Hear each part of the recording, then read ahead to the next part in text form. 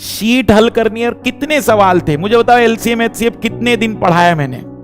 नहीं कुछ तो 4 दिन तो पढ़ाया होगा। एक दिन में 10 सवाल भी लगाओ तो 40 सवाल, बीच में सैटरडे संडे की भी छुट्टी। तुम ये देखो कि तुम्हारी औकात 10 सवालों की नहीं है और सपने हैं आईएएस बनने। अपने आप की क्षमताओं को बढ़ाओ। 10 सवाल कितना टाइम लगता है मुझे सच सच बताओ। एक सवाल को मान लेते भाई मुझे तो सब रटे हुए हैं, पर एक सवाल को 5 मिनट, इससे भी ज्यादा लग सकता है। 10 सवाल 50 मिनट। पूछो अपने आप से 50 मिनट निकाल नहीं पा रहे हो तुम और सोच रहे हो कि हमें जिले का राजा बनना है। मैं चाहूंगा कि गलती से भी ऐसा कोई व्यक्ति ना चयनित हो जाए जिसकी योग्यताएं वैसी नहीं थी, नहीं तो नुकसान पूरे जिले का होगा। पता चल रहा है दंगे हुए और कलेक्टर साहब भाग गए हैं क्योंकि संभाल ही नहीं पाए। जरूरी है थोड़ा यहां पर ही परिश्रम कर लीजिए। मैं आपको एक छोटी सी बात बता दूं, जब 2012 में भोजराम पटेल अभी छत्तीसगढ़ में आईपीएस हैं, तो उनका जो स्टेटमेंट था, क्योंकि विद्यार्थी रहे हमारे, तो एक ही चीज जो सबसे अच्छी उन्हें लगी कि जब वो हैदराबाद में एंट्री कर रहे थे तो गेट, मोहब्बतें मूवी देखिए ना, ऐसा गेट खुला और उसके बाद दोनों तरफ से फूलों की जो वर्षा होती है और जो ढोल नगाड़ों के साथ उस हैदराबाद में एंट्री मिलती है, ऐसा महसूस होता है कि वो मेहनत जो की थी बहुत ही कम थी इस सम्मान के सामने। अब अगर वो इतना बड़ा सम्मान चाहते हो तो थोड़ा बदलाव करो एटीट्यूड में। शीट जब हल करने की बात आती है तो प्रॉपरली देख लो, क्योंकि अप्रैल में आप लोग शीट हल करवाने आएंगे और रियल बता रहा हूं मैं, आपको मिलने वाला नहीं हूं तब। उसका कारण यह कि मैं किसी और व्यस्तता में और किसी कार्य में लगूंगा।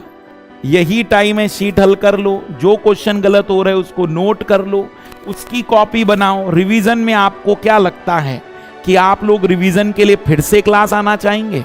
रिवीजन चैप्टर का होगा, शीट का थोड़ी होता है रिवीजन।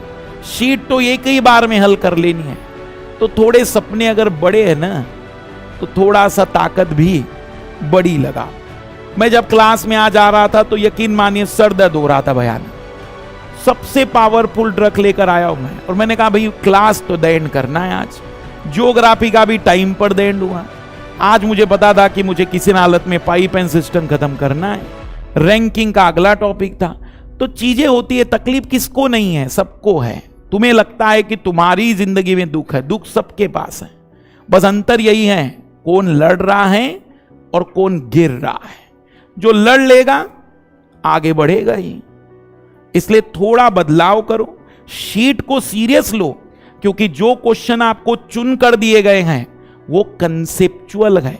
मैं गारंटी लेता हूं शीट से बाहर और कॉपी से बाहर सवाल नहीं मिलेंगे आपको, बशर्ते आपने शीट प्रॉपर ढंग से किया। आप खुद कहेंगे कि सर पूरे सवाल शीट के अंदर के ही थे, या तो डाटा बदला हुआ था या नाम, लेकिन सवाल में ऐसा कोई सवाल नहीं मिलेगा जो आप कह दे कि ये सवाल कहां से आ गया।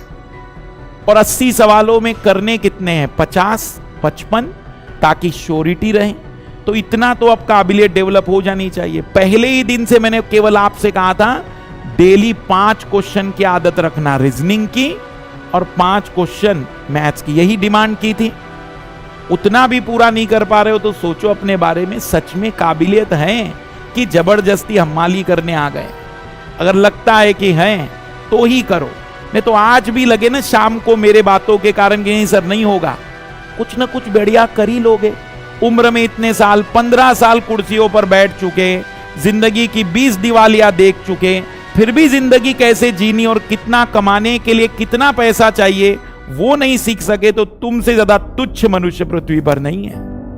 क्योंकि मुझे नहीं लगता कि कोई और जानवर का बच्चा 22 सालों में अपने लिए रोजी रोटी ना संभाल सके, 22 सालों में अपने लिए 2 वक्त की रोटी का जुगाड़ ना कर सके।